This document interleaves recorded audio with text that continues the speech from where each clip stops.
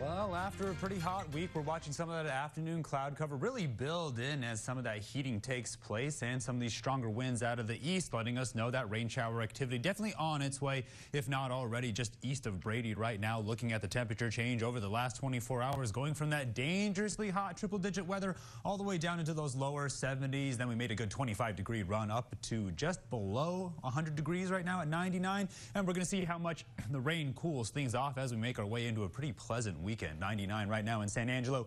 Everybody else at 95, if not holding strong in those upper 90s. Of course, some pockets of hotter temperatures across the entire Concho Valley. Robert Lee at 101, Ballinger at 101 as well. And while everybody else is in those lower 90s, definitely a much cooler day as we could see some of that rain shower activity finally make its way in and then last for only a couple more days before things start to heat back up. Take a good look at those dew points and those humidity indices in those 20s and those 30s, while the dew points are around that 60-degree mark. Of course, off towards the east near Mason at 78-degree dew point. It's definitely going to rain out in that direction as we could see some of these stronger winds overriding with some of those stronger northwesterly winds. Upper level patterns going to show you how it's finally going to weaken, and then we're going to see some more dynamic weather start to push back in.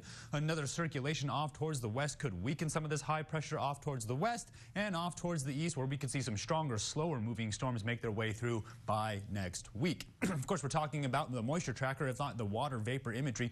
Finally watching Debbie move off towards the northeast, getting a good idea of this cold front that's going to start pushing in. But you can see how fast it's starting to pull that moisture in from the west across the Rocky Mountains. That circulation around the border of Oklahoma and Texas showing us where we're going to see those opposing winds really cause those overriding thunderstorms. Moisture tracker is going to show you how that cold front is going to push this moisture down to the Concho Valley and let it sort of stagnate there until about Sunday before it starts to push its way off towards the east. That could pull it out of the Concho Valley. Severe weather outlook has us inside of it just a little bit, but everybody's in those marginal categories unless you're up near New York, where it starts to push into that slight category. Still seeing a good opportunity for some more tornadic activity down towards the surface, where again we're getting a good idea of that cold front pushing through and those tornado watches being issued for New York. But we're having our eye more closely on the border of Oklahoma and Texas as it starts to make its way in from Dallas. Of course, this is where we're going to see those winds and those storms pushing in from the east. I'll move out of the way because the radar is showing you just exactly where they're starting to pop up near Brady. Now they're going to slowly work their way in from the east and then sort of dissipate